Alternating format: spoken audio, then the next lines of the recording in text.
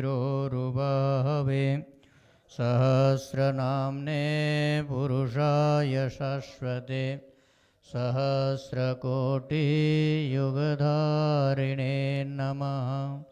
नमः कमलनाभाय नमस्ते जलसायिने नमस्ते केशवानन्त वासुदेव नमोस्तुते वासुदेव नमोस्तुते।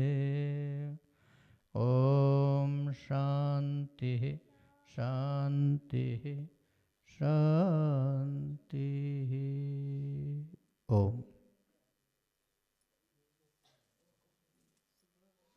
आवाज कम थी।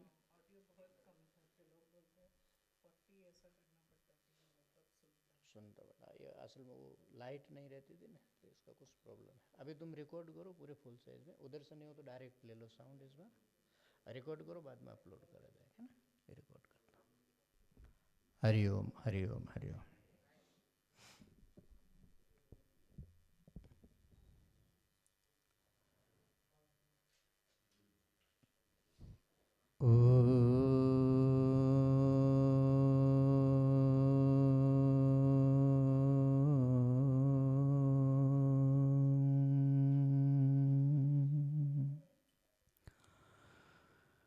भद्रं नो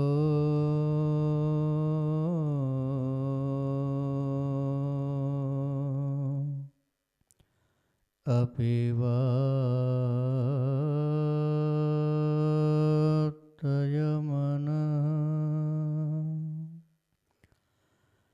ॐ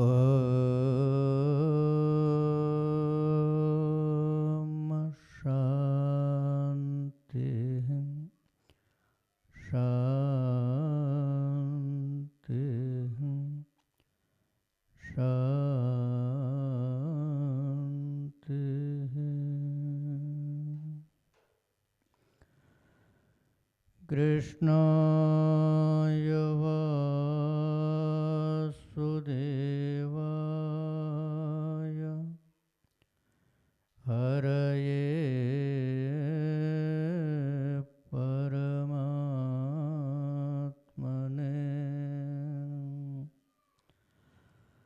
प्रणतः क्लेशनाशाय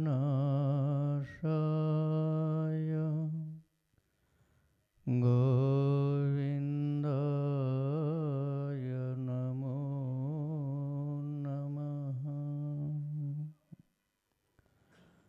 गोविन्दाय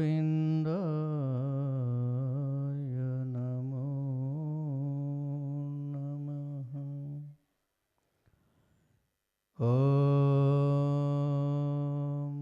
शान्तिः शान्तिः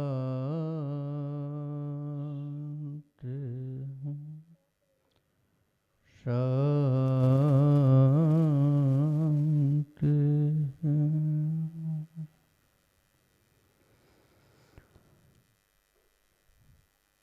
ओम शिव शिव शिव शिव शिव शिव शिव।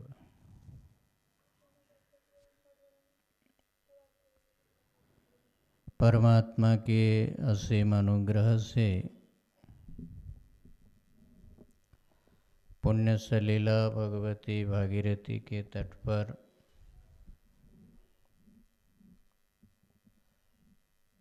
परमार्थ साधक संघ के इस पवित्र प्रांगण में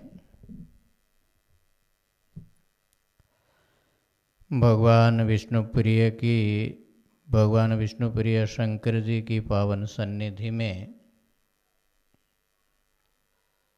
साधना शिविर का आयोजन चल रहा है।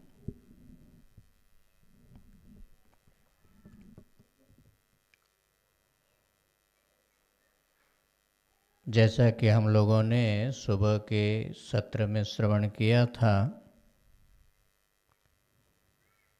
परम श्रद्धेय ब्रह्मलीन बाबा की तपस्थली है और उनका एक पावन संकल्प था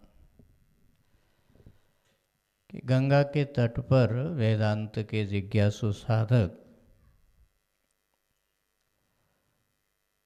शांत चित्त होकर के वेदांत की साधना कर सके, ऐसा एक स्थल परमार्थ साधक संघ का होना चाहिए। उनका वो पवित्र संकल्प ही आज इस मूर्त रूप में हम लोगों के सामने उपस्थित है। और उनके संकल्प के अनुसार यहाँ वेदांत की चर्चा, वेदांत का चिंतन, वेदांत का स्वाध्याय यथा समय चलता रहता है। उसी का एक प्रकल्प है ये वेदांत साधना शिविर।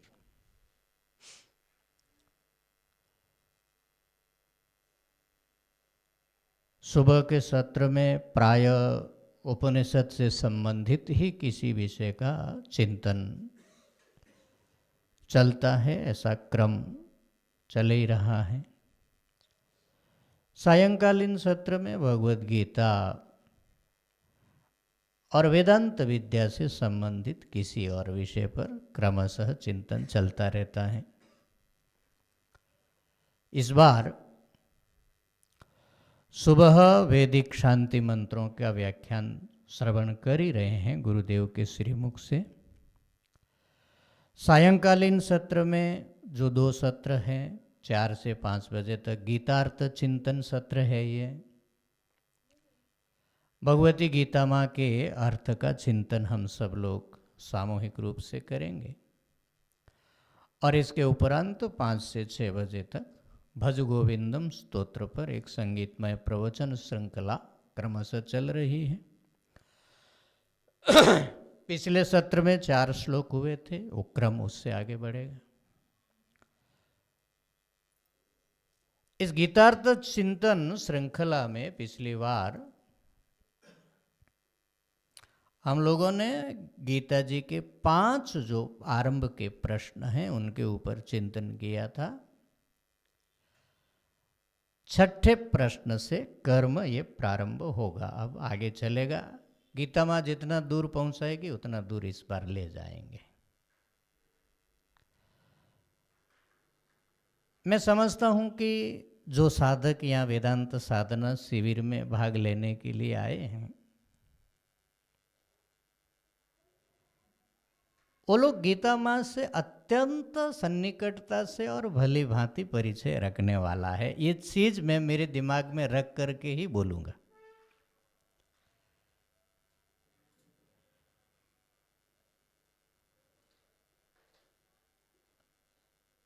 इसके 2 कारण मुझे समझ में आते हैं। वेदांत का चस्का यदि न लगा होता आप लोगों को, वेदांत सुनने का यदि नशा न लगा होता आप लोगों को, तो हिम्मत करके इस समय आप हरिद्वार में न होते। इसका मतलब है कि वेदांत का गुण आपके कोनी में कहीं ना कहीं लगा हुआ है। और वेदांत का रस यदि लगा है और वेदांत की रसानुभूति यदि आपने जरा सी भी की हो और गीता जी का रसामृत पान न किया हो, ऐसा संभव नहीं है। वेदांत के जिज्ञासु गीतामृत में अवगान न करे,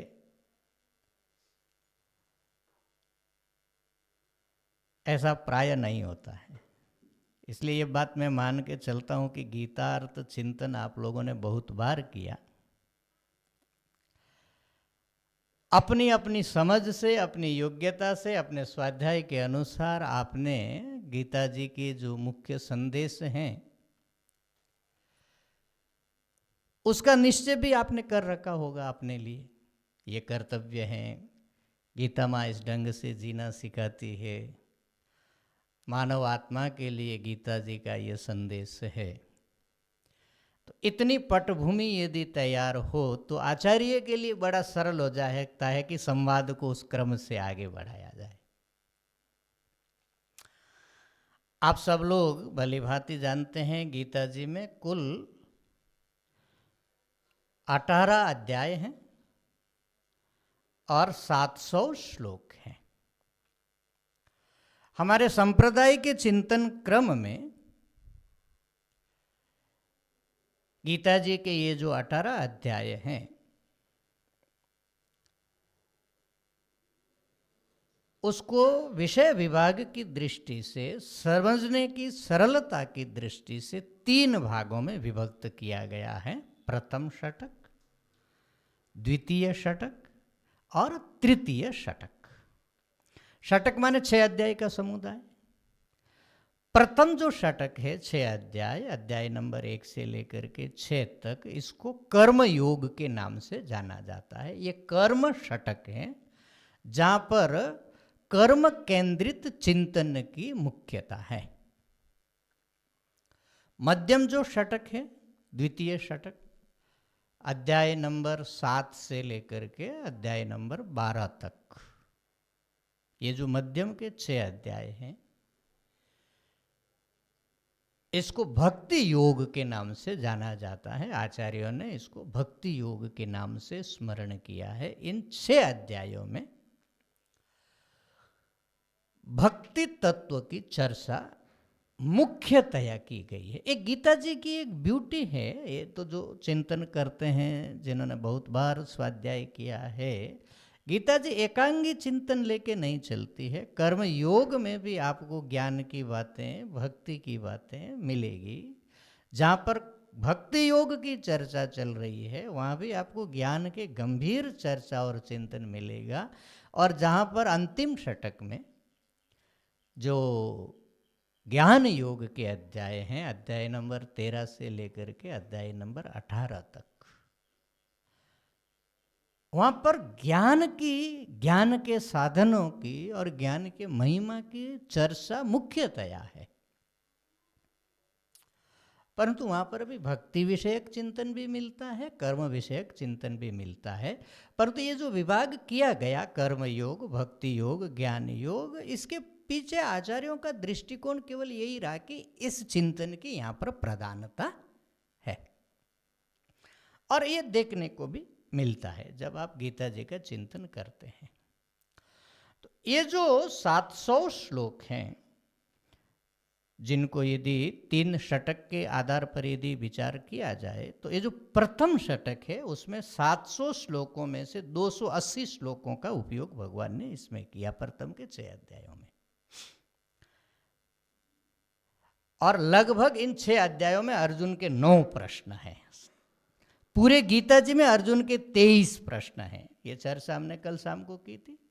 23 टोटल अर्जुन के क्वेश्चंस हैं और भगवान के वो 23 आंसर्स हैं। इस दोनों को, इस संवाद को मिला करके ये गीता जी का संवाद पूरा कंप्लीट होता है।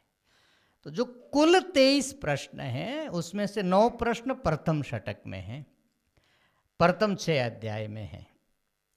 दूसरा जो षटक है भक्ति योग वाला, उसमें कुल 209 श्लोक हैं 700 में से, और 11 प्रश्न है उसमें टोटल।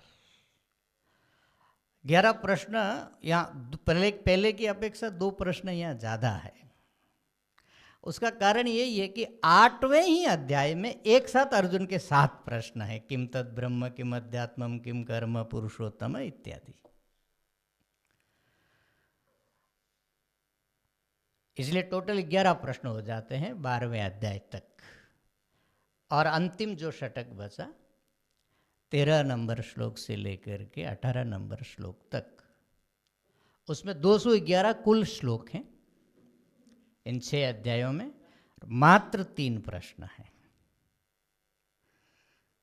13वें अध्याय में प्रश्न ही नहीं है। 14वें अध्याय में एक प्रश्न है, 15वें अध्याय में कोई प्रश्न नहीं, 16वें अध्याय में कोई प्रश्न नहीं, 17वें अध्याय में एक प्रश्न है, और फिर 18वें अध्याय में एक प्रश्न है। 6 अध्यायों में मात्र 3 प्रश्न है। पहले वाले 6 अध्यायों में 9 प्रश्न, 20 वाले 6 अध्यायों में 11 प्रश्न, और लास्ट वाले 6 अध्याय में मात्र 3 प्रश्न। इस विश्लेषण से ये पता चलता है अर्जुन पहले ज़्यादा बोला, उसने कम सुना, उसकी जिज्ञासाएं प्रबल रही, उसकी शंकाएं ज़्यादा रही, परंतु गीता जी जैसे जैसे पूर्णाहुति की ओर जाने लगी, अर्जुन का चित्त शांत होने लगा, अर्जुन के प्रश्न समाहित होने लगे, अर्जुन के प्रश्न कम होने लगे और भगवान का वक्तव्य विस्तार पाता गया। इसलिए अंतिम पूरे 6 अध्याय में मात्र 3 ही प्रश्न हुए अर्जुन के सिर्फ। और हनुमान जी आए सुनने, स्वागत है, कोई बात नहीं, अंदर ना आए, बाहर से ही सुने, नहीं तो श्रोता वक्ता दोनों ही डर जाएंगे। हनुमान जी, आज हनुमान जयंती है, हनुमान जी आए तो बड़ी आनंद की बात है। तो पिछले ज्ञान सत्र में, साधना शिविर में हम लोगों ने 5 प्रश्नों के ऊपर विचार किया था। प्रथम अध्याय में असल में कोई प्रश्न नहीं, अध्याय के क्रम से यदि देखें तो प्रथम अध्याय में कोई प्रश्न नहीं है, द्वितीय अध्याय में 3 प्रश्न हैं, तृतीय अध्याय में 2 प्रश्न हैं, चतुर्थ अध्याय में 1 प्रश्न है, पंचम अध्याय में 1 प्रश्न है, छठे अध्याय में 2 प्रश्न है। एक कुल मिलाकर के 9 प्रश्न हो जाते हैं प्रथम षटक में। द्वितीय अध्याय के 3 और तृतीय अध्याय के 2, इन 5 प्रश्नों का विचार हम लोगों ने पिछले सत्र में कर दिया था।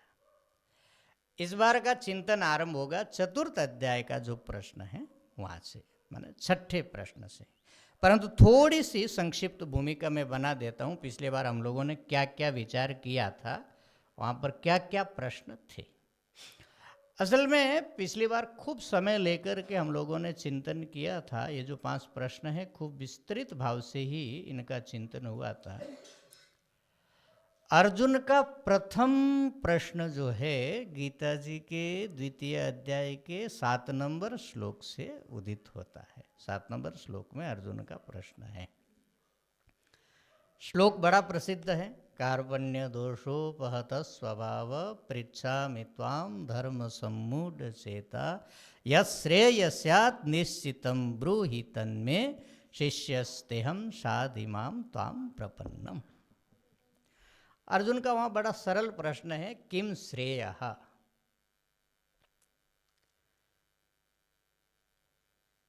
श्रेय अर्थात कल्याण। तो अर्जुन पूछता है भगवान को कि जब ऐसी मनस्थिति हो जाए, व्यक्ति किंग कर्तव्य विमूढ़ हो जाए, तो किंग कर्तव्य विमूढ़ व्यक्ति के लिए कल्याण का रास्ता क्या है। और केवल उदासीन भाव से अर्जुन केवल कल्याण के बारे में जिज्ञासा नहीं कर रहा है या श्रेय का प्रश्न नहीं कर रहा है। यह श्रेय स्यात् निश्चितम ब्रूहि तन्मे, जो निश्चित ही कल्याणकारी रास्ता है, कल्याणकारी पथ है, कल्याण की साधना है, वो आप मुझे उपदेश करिए। ये अर्जुन का पहला प्रश्न है। दूसरा प्रश्न अर्जुन का थोड़ा सा गूढ़ है, छुपा हुआ है। अर्जुन ने सीधे प्रश्न की भाषा में अर्जुन का प्रश्न नहीं निकला, परंतु अर्जुन ने जो भाव प्रकट किए वहाँ, उसमें से एक प्रश्न निकल करके आता है कि मेरी शोक की निवृत्ति कैसे होगी। नहीं प्रपश्यामि ममापनुद्याद् यच्छोक मुच्छोषणमिन्द्रियाणाम् अवाप्य भूमा वसपत्न मृद्धम राज्यम सुराणामपि चाधिपत्यम। तो उस अर्जुन उस मनस्थिति में पहुंच गया कि तीनों लोक में अर्जुन को ऐसा कोई साधन, साधना या आश्रय नहीं दिखाई पड़ता है जहां अर्जुन को लगे कि उसके ये जो इंद्रियों को शोषण करने वाला जो मनस्ताप है, जो उसके मन का शोक है, उसका निवारण हो सके।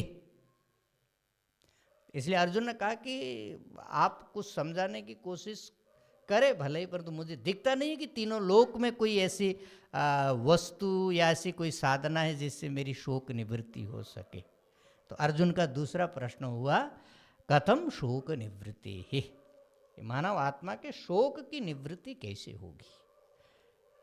ये मानस जो पीड़ा है, मन का जो संताप है, मन का जो कष्ट है, इसकी निवृत्ति कैसे होगी।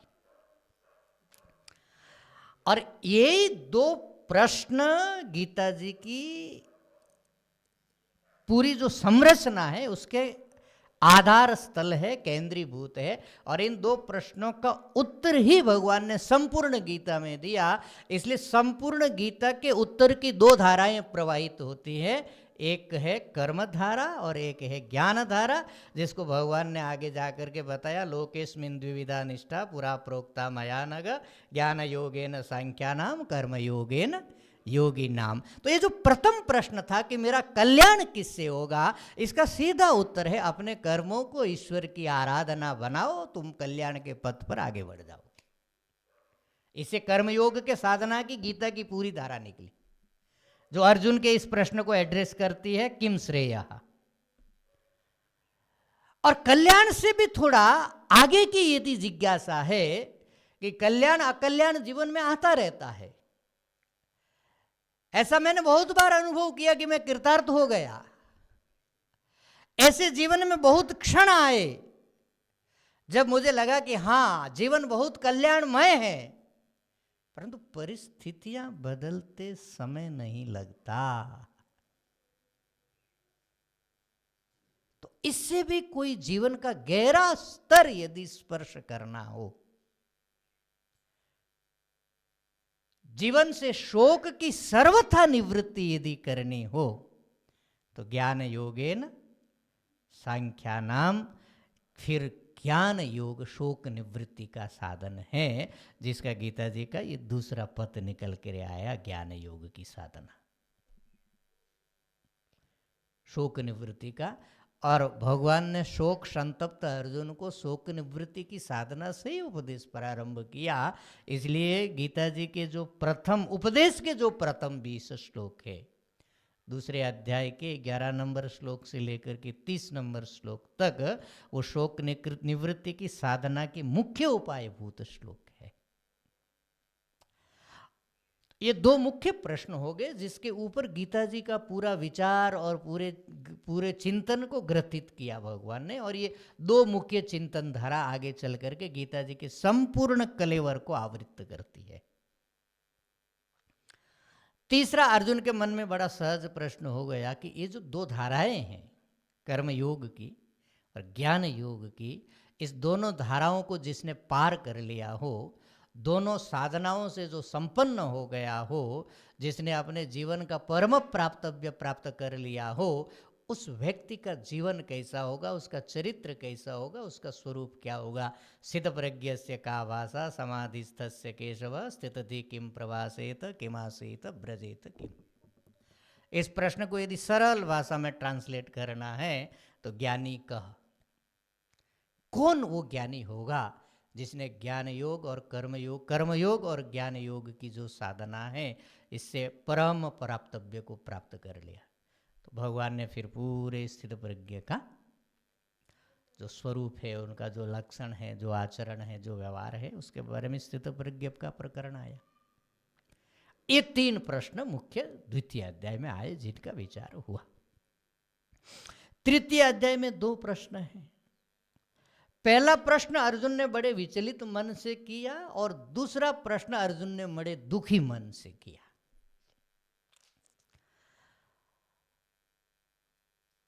तीसरे अध्याय का जो प्रथम प्रश्न है अर्जुन का, वो तो जायसी चेत कर्मणस्ते मता बुद्धिर जनार्दन तत्किम कर्मणि घोरे माम नियोजयसी केशव। और द्वितीय अध्याय का पूरा विचार सुनने के बाद में अर्जुन थोड़ा व्याकुल होकर के ये तीसरे अध्याय के प्रथम श्लोक में प्रश्न पूछता है।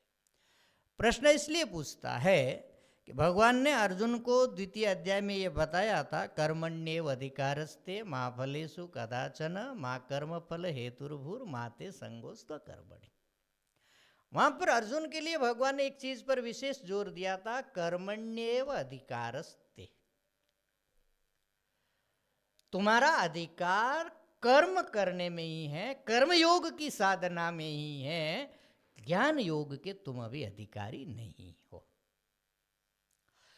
और दूसरे अध्याय में भगवान ने ये बताया कि ज्ञान योग से ही मुक्ति होगी, अन्यथा मुक्ति होगी नहीं। ऐसा ब्राह्मी स्थिति पार्थ नैनाम प्राप्य विमुह्यति से ये ज्ञान प्रकरण का जब समापन भगवान कर रहे थे तो भगवान ने ये बताया कि ये ज्ञान योग ब्राह्मी स्थिति में पहुंचाने वाला है, कर्म योग पहुंचाने वाला है, ये पर नहीं बताया। तो अर्जुन विचलित इसलिए हुआ कि अर्जुन ने कहा कि आप मुझे कर्मयोग का उपदेश करने में प्रवृत्त करा करके आए हैं, या मेरे लिए आप विशेष करके निर्धारित करके आए कि मुझे कर्म में लगना चाहिए, और कर्म से मुक्ति होती है आपने बताया नहीं, बल्कि उल्टा आपने कर्म की थोड़ी निंदा कर दी। मैं मुक्ति चाहता हूं और आप मुझे ज्ञान योग से दूर ले जा रहे हैं, तो यदि आपको ये समझ में आता है कि ज्ञान से ही मुक्ति होने वाली है, तो आप मुझे कर्म योग में क्यों अटका रहे हैं।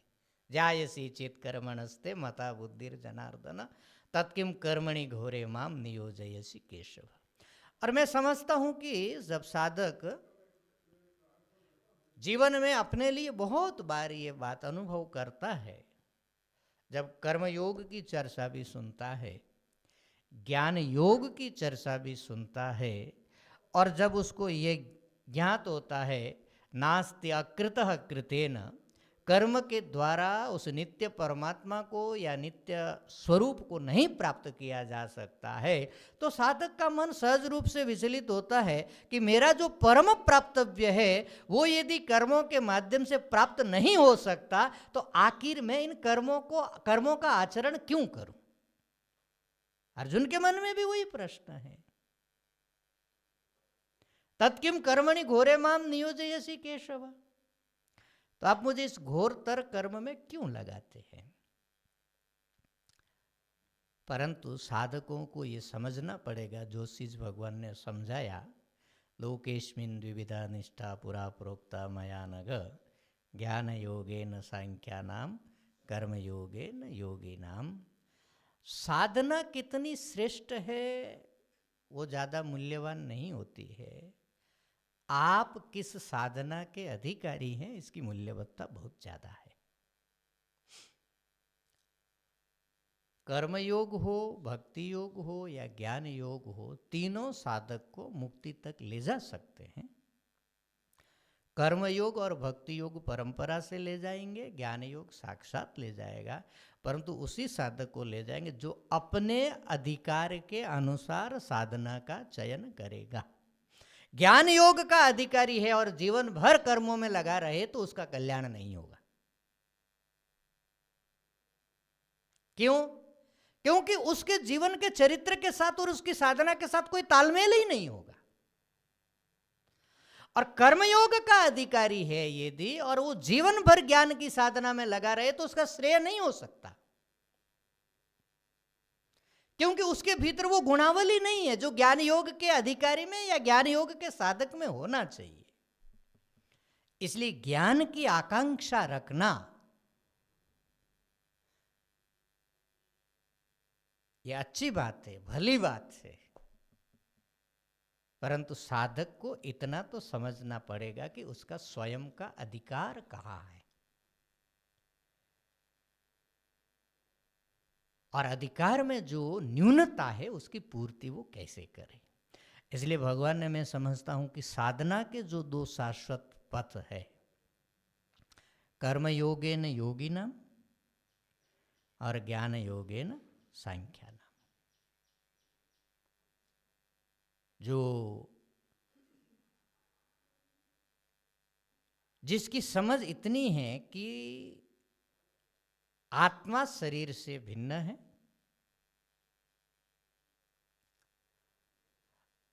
और वो सत्कर्म करेगी, पुण्य कर्म करेगी तो ऊर्ध्वगति होगी,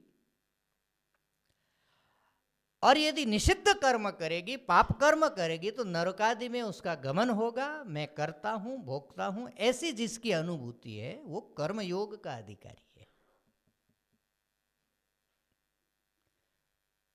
उसको ज्ञान योग तक अपने चेतना को ले जाने के लिए और प्रयास करने की जरूरत पड़ेगी, क्योंकि जो अपने आप को कर्ता भोक्ता समझ रहा है, जो अपने आप को पुण्य पाप का अधिकारी समझ रहा है, वो वास्तव में कर्म योग का अधिकारी है, ज्ञान योग की साधना का अधिकारी नहीं है।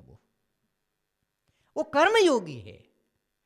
उसको ये चेष्टा करनी चाहिए कि उसके संपूर्ण कर्म निष्काम भाव से, ईश्वरार्पण बुद्धि से हो और वो स्वकर्म के, स्वधर्म के पालन में कहीं पर भी प्रमाद ना करे, तो उसका कल्याण होगा। और जिसको ये समझ में आ गया कि आत्मा न जायते म्रियते वा कदाचित् नायं भूत्वा भविता वा न भूयः अजो नित्य शाश्वतो यम पुराणो न हन्यते हन्यमाने शरीरे।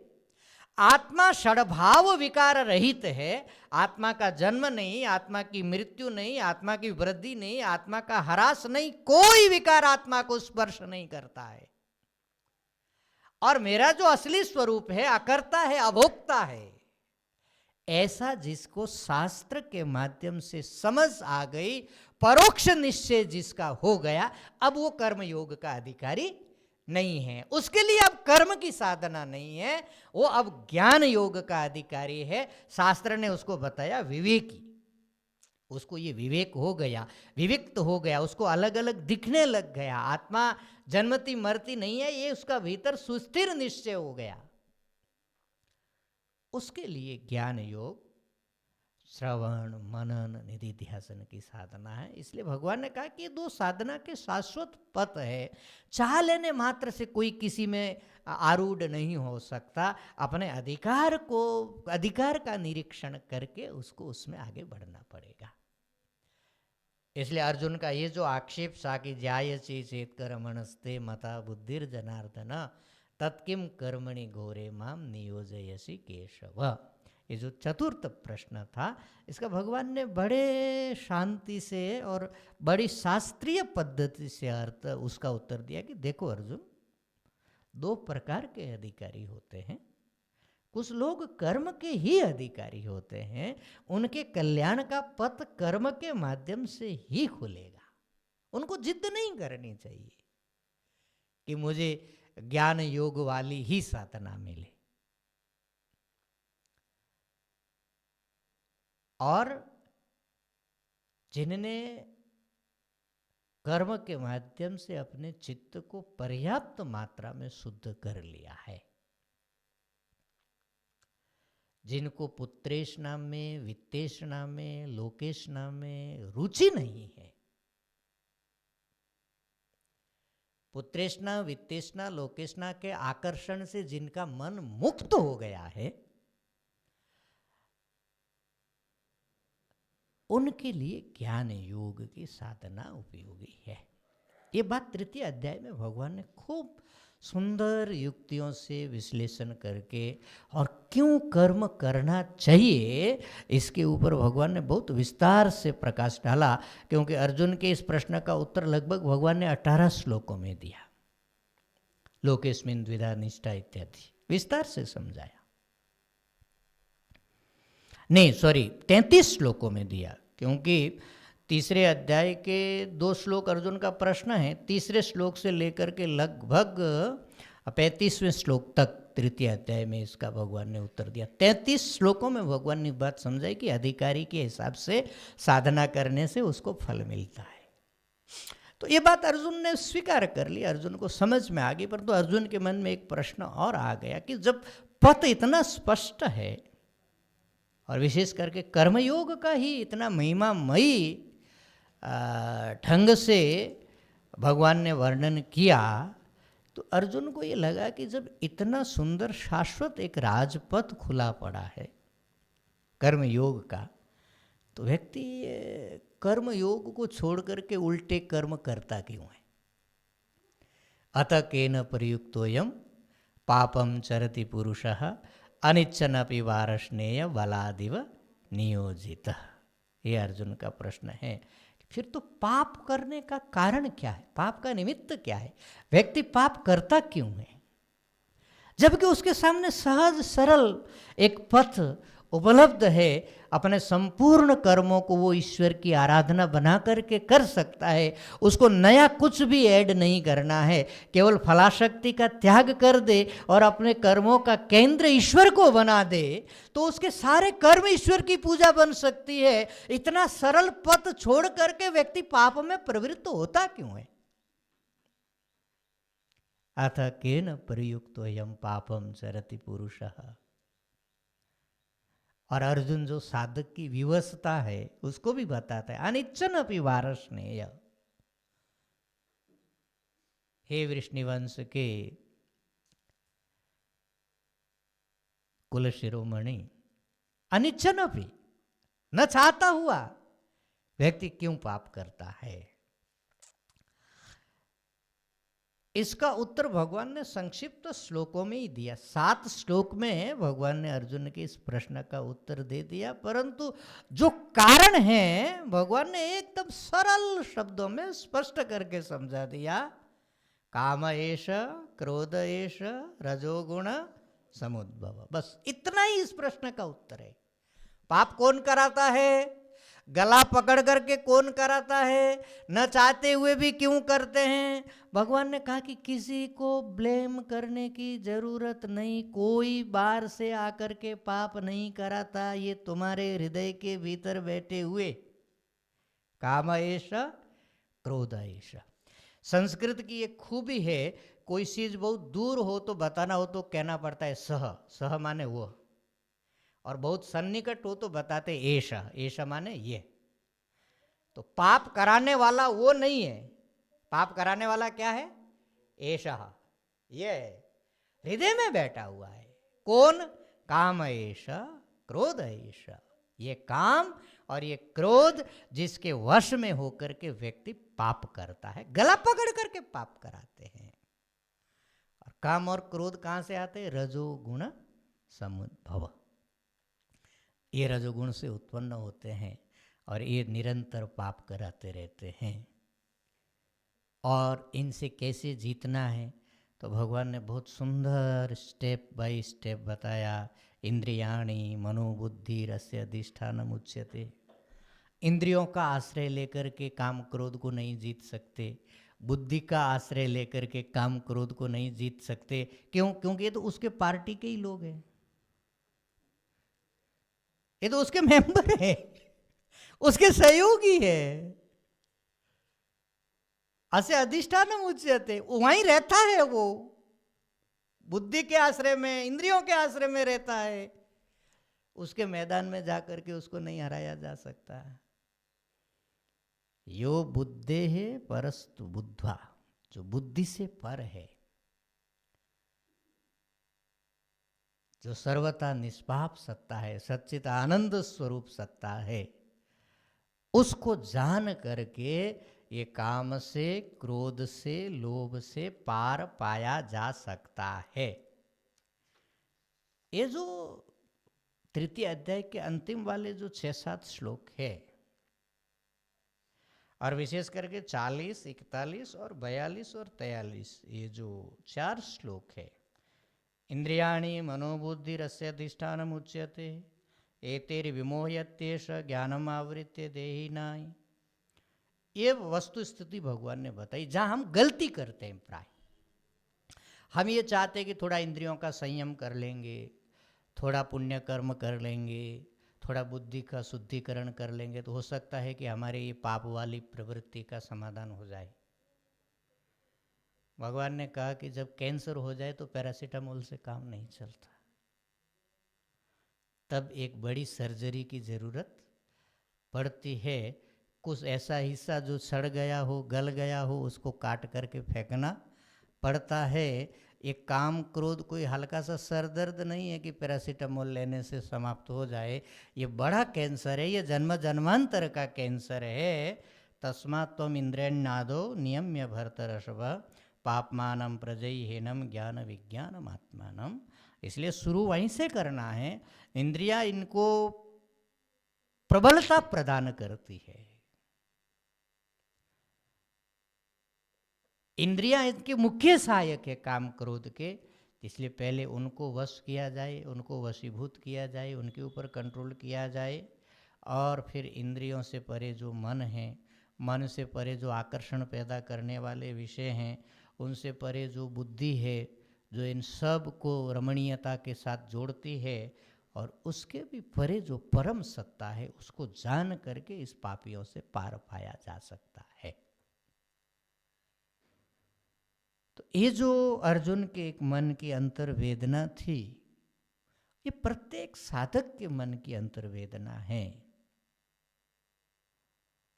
हम लोगों के भी मन में कभी कभी खूब गिल्टी होती है, मन अपराध बोध से भर जाता है। अच्छा, क्या है जो बिल्कुल सत्संगी नहीं है, जिसको सत्संग से, परमात्मा से, कल्याण से, भगवान से, पाप पुण्य से, स्वर्ग नरक से कोई लेना देना ही नहीं है, वो बंदा बड़ा निर्द्वंद्व जीता है, उसको तो नो टेंशन, उसको जो आए सो ही उसका अपना। परंतु जो विवेकी है, जो सत्संगी है, जिसने अपने आप को थोड़ा शुद्ध किया है, परिमार्जित किया है, परंतु अनादिकाल की विषयों की वासना चित्त में पड़ी हुई है, भोग का आकर्षण अनादिकाल से चित्त में भरा हुआ पड़ा हुआ है, इंद्रियां उसको भोग की तरफ खींचेगी और प्रबलता के साथ खींचेगी। अर्जुन ने कहा अनिचना भी वार्ष्णेय, बलादिव, बला हठात उसको खींच करके उसमें लगाएगी। जब वो थोड़ा निवृत्त होगा, भोग का आकर्षण निवृत्त होगा, भोग से जब थोड़ा बाहर निकल करके आएगा, तो उसको उसका विवेक फिर उसको कसोटेगा कि मैं क्या कर रहा था इतनी देर तक। उसके लिए समस्या ज्यादा है। परंतु ये जो अंतर द्वंद्व है, भोग और भोग से छूटने की जो छटपटाहट है, यही साधक के लिए कल्याण का पथ खोलती है। तभी तो उसके मन में ये जिज्ञासा होती है कि अत केन प्रयुक्तो यम पापम चरति पुरुषः अनिच्छन अपि वार्ष्णेय। ये जो थोड़ा अपना विश्लेषण करता है, जो थोड़ा आत्मविश्लेषण करता है, जो थोड़ा सा अंतर्मुखी है, उसको ये समझ में आएगा। नहीं तो पशुवत जीते रहते हैं। आहार निद्रा भय में तुनंस सामान्य में तत्पशु भी नराणाम, कोई जिज्ञासा ही नहीं है जीवन में। तो इसलिए ये जो अर्जुन की वेदना है, इसको भगवान ने खूब स्वल्प शब्दों में परंतु अत्यंत साइंटिफिक वे से समझाया कि इस पापियों से पार कैसे पाया जाए। यहां तक विचार पूर्व के शिविर में हो चुका था, केवल कनेक्शन जोड़ने के लिए इस विचार को दोबारा इसे संबद्ध किया गया। अब ये जो चतुर्थ अध्याय है, इसमें अर्जुन का एक प्रश्न है और उस पूरे प्रश्न को ही केंद्र करके इस संपूर्ण अध्याय की रचना भगवान ने की। क्योंकि 5वें अध्याय के आरंभ में दोबारा प्रश्न आ जाता है, तो इस चतुर्थ अध्याय में अर्जुन का जो चतुर्थ श्लोक में प्रश्न है अर्जुन का, उसका उत्तर इस अध्याय के समाप्ति तक के श्लोकों से लगभग 38 श्लोकों में भगवान अर्जुन के इस प्रश्न का उत्तर देते हैं। प्रश्न क्या है अर्जुन का चतुर्थ श्लोक अध्याय में? आप सब लोग तो गीता पढ़ने वाले हैं, गीता पढ़े हैं, बहुत सारे लोग गीता पढ़ाने वाले हैं, बहुत सारे लोग वर्षों से गीता का स्वाध्याय करने वाले हैं। चतुर्थ अध्याय में अर्जुन का कोई प्रश्न है कि नहीं है? है। क्या प्रश्न है?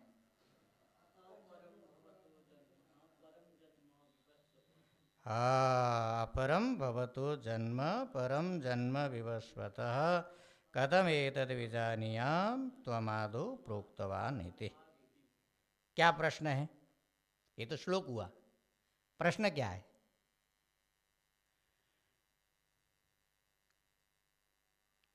ये तो गीता जी के चतुर्थ अध्याय का 7वां श्लोक है जो आपने सुनाया। अपरम भवतो जन्म परम जन्म विवस्वतः, सॉरी चौथा, कथम एतद् विजानीयाम त्वमादौ प्रोक्तवान् इति। क्या प्रश्न है अर्जुन का इसमें?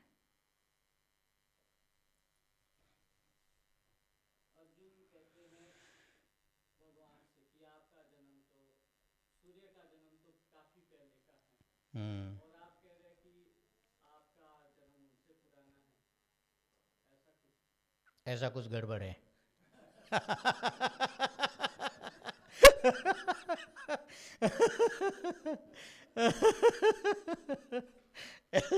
मैंने ऐसा कुछ गड़बड़ है।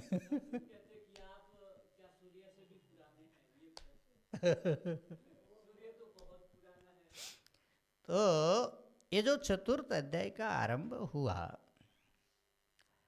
चतुर्थ अध्याय में कुछ बातें बड़ी अद्भुत है। आज मैं देख रहा था, 3-4 बातें ऐसी बताई चतुर्थ अध्याय में जो गीता जी में और कहीं नहीं मिलती।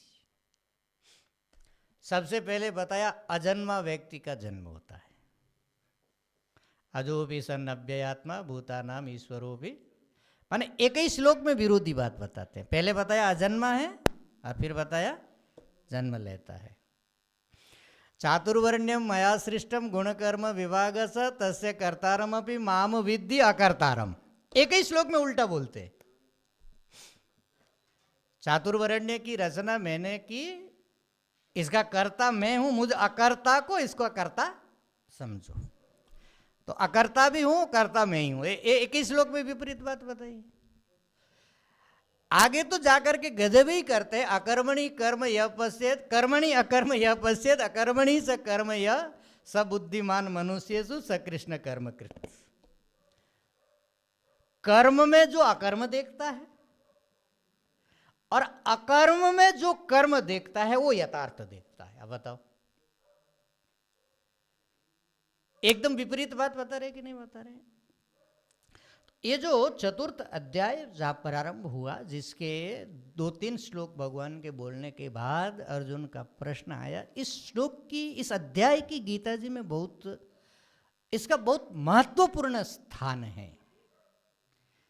यहाँ से सनातन वैदिक धर्म के कुछ ऐसे आयाम गीता जी में प्रस्फुटित होते हैं जो दुनिया के किसी अन्यत्र धर्म में दिखाई नहीं पड़ते हैं। इसलिए ये चतुर्थ अध्याय बहुत उस दृष्टि से बहुत गंभीर है। यहाँ भगवान ने कुछ बहुत गहरी बातें बताई है। क्यों?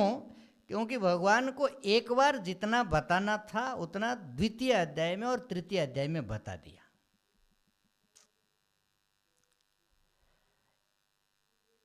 संपूर्ण गीता में या संपूर्ण अध्यात्म सहगत में या अध्यात्म साहित्य में साधना के 2 पथ हैं। लोकेस्मिन् द्विविधा निष्ठा, ज्ञान योगेन सांख्यानाम और कर्म योगेन योगिनाम। दोनों बातें बता दी। इसका मतलब था कि शास्त्र में जो कुछ बताया जा सकता है साधक को कल्याण के लिए, उतना भगवान ने 2 अध्याय में बता दिया। भगवान भाष्यकार ने यह कहा कि वेदार्थ पूरा कथन हो गया। जो बात बतानी थी भगवान को, अर्जुन के प्रश्न का जो समाधान देना था वो भगवान ने दे दिया 2 अध्यायों में। यो अयम योग अध्याय 2 उक्तः, ये जो योग अध्याय 2 से बताया गया, एक कर्मयोग तृतीय अध्याय में ही बताया और कर्मयोग की चर्चा द्वितीय अध्याय में भी भगवान ने किया। ऐसा ते भी हिता सांख्ये बुद्धि योगे त्वमाम शृणु बुद्ध्या युक्तो यया पार्थ कर्म बंधम प्रहास्यसि। तो ये कर्मयोग साधन है और ज्ञान योग इसका साध्य है, और ज्ञान योग में निष्ठा प्राप्त होने से मुक्ति होती है। यही साधना का स्वरूप है। माने जब आप साधना करने जाएंगे, वेदांत को अपने जीवन के साथ इंटीग्रेट करने जाएंगे या वेदांत को जब आप अप्लाई करने जाएंगे, तो वेदांत का जो अप्लाइड वेदांत होगा उसका स्वरूप यही होगा। कर्मयोग जो ज्ञान योग का उपाय है, ज्ञान योग का साधन है, उसका साध्य ज्ञान योग है, उसमें निष्ठा प्राप्त होने से आपको मुक्ति प्राप्त होगी, आप कृतकृत्य होंगे। तो ये दोनों बातें द्वितीय अध्याय में और तृतीय अध्याय में बता दी। इसलिए यस्मिन् वेदार्थः परिसमाप्तः, इतना ही वेद का अर्थ है, इतना ही साधना का स्वरूप है, इतनी ही साधना है, इसलिए समाप्त। गीता जी तो हो गई थी, पिछले श्लोक माने पिछले साधना शिविर में ही कंप्लीट हो गई थी। इति वेदार्थः परिसमाप्तः। क्या क्या? प्रवृत्ति लक्षणों निवृत्ति लक्षणश्च गीतासु च सर्वासु अयमेव योग अविवक्षित भगवता। 2 ही तो मुख्य रास्ते हैं, एक प्रवृत्ति लक्षण का और एक निवृत्ति लक्षण का। तो ज्ञान योग की, कर्म योग की महिमा और कर्म योग का स्वरूप बताते हुए प्रवृत्ति लक्षण जो धर्म है उसका कथन हो गया, और ज्ञान योग की साधना में जो निवृत्ति लक्षण रूप धर्म है उसका कथन हो गया। तो धर्म का संपूर्ण व्याख्यान हो गया। अब नई बात बताने के लिए कुछ बची नहीं है। परंतु ये जो दिव्य ज्ञान है, प्रवृत्ति लक्षण धर्म और निवृत्ति लक्षण धर्म, ये जो दिव्य संप्रदाय है, इसकी जो दिव्य परंपरा है, ये भगवान ये बताना चाहते हैं कि ये जो अर्जुन को मैंने जिस ज्ञान का उपदेश दिया, या अर्जुन को भगवान इस विषय में कन्विंस्ड करना चाहते हैं कि आपको जो दिव्य ज्ञान हमने दिया, ये केवल हमारी कपोल कल्पना नहीं है, इस ज्ञान की अपनी एक दिव्य संप्रदाय है और दिव्य परंपरा है। उस दिव्य परंपरा को और उस दिव्य संप्रदाय को समझाने के लिए भगवान ने चतुर्थ अध्याय आरंभ किया, और करके फंसे। फिर 18 अध्याय तक जाना पड़ा, क्योंकि अर्जुन का प्रश्न आ गया, उसका उत्तर देने गए, अर्जुन का एक और प्रश्न आ गया, उसका उत्तर देने गए, अर्जुन का एक और प्रश्न आ गया। अंत में जाकर के अर्जुन ने 18वें अध्याय में जाकर के कहा कि नष्टो मोह स्मृतिर्लब्धा त्वत्प्रसादात् मयाच्युत। तब जाकर के भगवान को शांति हुई कि जा बेटा, अब मेरा काम हो गया, अब तुम्हारा भी हो गया। भगवान ने एक बार गीता जी पूरी करके दोबारा शुरू की चतुर्थ अध्याय से। तो समझिए कि गीता जी यहाँ दोबारा आरंभ हो रही है। किस प्रकार से? जिस दिव्य ज्ञान का भगवान ने 2 अध्यायों में उपदेश किया, उस दिव्य ज्ञान की जो परंपरा है, उस परंपरा का स्मरण कराने के लिए भगवान ने, क्योंकि चतुर्थ अध्याय के आरंभ में तो कोई प्रश्न नहीं है, और तृतीय अध्याय के अंत में जो प्रश्न था, अथ केन प्रयुक्तो यम पापम चरति पुरुष, उसके तृतीय अध्याय में उत्तर देकर के समाप्त कर दिया। तो सीधा तृतीय अध्याय के साथ कोई नया लिंक जुड़ता नहीं है। अर्जुन ने प्रश्न किया नहीं, पहले प्रश्न का उत्तर दे दिया, तो बीच में एक नो मैंस लैंड आ गई। उसको भगवान अपने से ही जोड़ रहे हैं। इस दिव्य ज्ञान की जो परंपरा है, गुरु परंपरा है, इसकी जो संप्रदाय परंपरा है, और उस संप्रदाय परंपरा की जो महिमा है, क्योंकि उस प्रवृत्ति लक्षण और निवृत्ति लक्षण जो धर्म है, इस धर्म के प्रवाह को अक्षुण्ण रखने के लिए भगवान स्वयं अवतार लेकर के आते हैं, और इस प्रवृत्ति लक्षण और निवृत्ति लक्षण धर्म परंपरा का स्वयं रक्षण करते हैं, इस ज्ञान परंपरा का स्वयं रक्षण करते हैं। इस महिमा मंडित मुख्य बात को समझाने के लिए भगवान ने चतुर्थ अध्याय का आरंभ किया। इमं विवस्वते योगम प्रोक्तवान हम अव्ययम विवस्वान मनवे प्राह मनुरीक्षवाकवे ब्रवीत्। एवं परंपरा प्राप्तम इमं राजर्षयो विदु सकाले नेह महता योगो नष्ट परंतप सेवायम मया तेद्य योग प्रोक्त पुरातन भक्तोसी मे सका चेति रहस्यम ही तदुत्तमम्। ये 3 श्लोक बोल करके भगवान फंसे। श्लोक बड़े सरल है, परंतु इसके भीतर से अर्जुन ने जो भाव निकाला, अर्जुन का जो प्रश्न निकला, इस प्रश्न का विस्तार है। समझिए आगे आने वाले सारे प्रश्न। भगवान ने तो अर्जुन को केवल इतना ही आश्वासन दिलाया कि ये योयम योगस्त्वया प्रोक्त नहीं, इमं विवस्वते प्राह, ये जो योग मैंने तुमको बताया, या 2 निष्ठा की बात जो मैंने की, भगवान ने वहां संकेत किया था केवल। लोकेस्मिन द्विविधा निष्ठा पुरा प्रोक्ता और मया, वहां 3 शब्द प्रयोग किया था, पुरा, प्रोक्ता, मया। पहले मैंने कही थी ये 2 निष्ठाएं। अर्जुन ने उस समय उतना ध्यान नहीं दिया। अब भगवान ने कहा होगा पहले, कभी कब कहा, वो पहले कब कहा, उस बात को भगवान ने यहां खोल करके बताया। इमं विवस्वते प्राह, ये पहले मैंने विवस्वान को कहा था, और विवस्वान ने किसको कहा? मनु को कहा, और मनु ने इक्ष्वाकु को कहा। ये पूरा प्रोक्ता का अर्थ है। और इस प्रकार से ये ज्ञान की दिव्य परंपरा चल रही थी, ये ज्ञान का दिव्य संप्रदाय चल रहा था। परंतु सकाले नेह महता योगो नष्ट परंतप, किंतु एक विशाल कालखंड का व्यवधान हो जाने के कारण ये योग विद्या या ये ज्ञान संप्रदाय या ये ज्ञान परंपरा नष्ट माने लुप्त हो गई थी। वही अनादि जो ज्ञान परंपरा या ज्ञान साधना थी, सएव अयम मया तेद्य योग प्रोक्त पुरातन। वो जो पुरातन योग था वही मैंने तुमको आज यहां पर कहा। अर्जुन ने कहा कि इतनी बड़ी बात आपने इतने दिनों तक छुपा के रखी, अचानक मुझे बताई, कारण? भक्तोसी में सगा चेती रहस्यम हे तदुत्तमम। उत्तम रहस्य की बात या गहनतम रहस्य की बात अपने किसी अत्यंत अंतरंग व्यक्ति के साथ ही बताई जाती है या शेयर की जाती है, और तुम्हारे में वो दोनों गुण मिल रहे इसलिए मैंने तुमको बता दिया।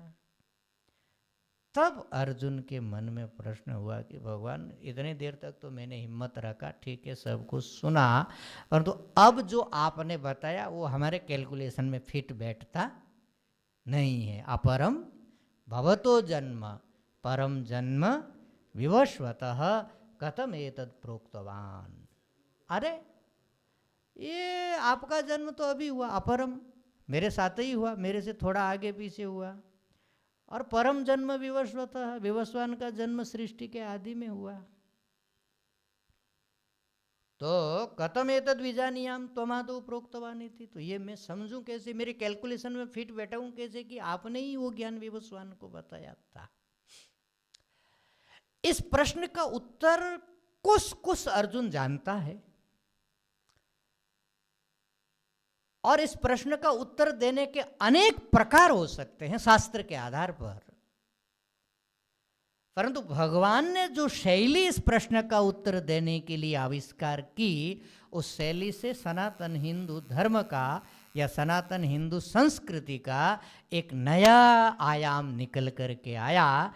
अवतारवाद की अवतारणा भगवान ने इस श्लोक में अर्जुन के इस प्रश्न के माध्यम से की। उसकी चर्चा कल से हम लोग आरंभ से फिर करेंगे। आज समय पूरा हो गया, एक पटभूमि तैयार हो गई है जिस क्रम से प्रश्न आ रहे हैं। तो ये गीता जी का छठा प्रश्न आ गया। प्रश्न यह है कि आपका जन्म तो अर्वाचीन कालीन है, अपरम जन्मा भवान कथम स्रगादौ ज्ञानम प्रोक्तवान। तो आज का कोई जन्मा हुआ, 100-125 साल पहले जन्मा हुआ कोई व्यक्ति 1000-5000 साल पहले जन्मे हुए किसी व्यक्ति को ज्ञान कैसे प्रदान कर सकता है? इसमें से अवतारवाद का रहस्य निकल करके आता है। इसकी चर्चा हम लोग कल करेंगे। आज मैं मेरी वाणी को यहीं विराम देता हूँ। हरि ओम तत्सत, हरि ओम तत्सत, हरि ओम तत्सत। ओम पूर्णमदः पूर्णमिदं पूर्णात् पूर्णमुदच्यते पूर्णस्य पूर्णमादाय पूर्णमेवावशिष्यते। ओम शांति।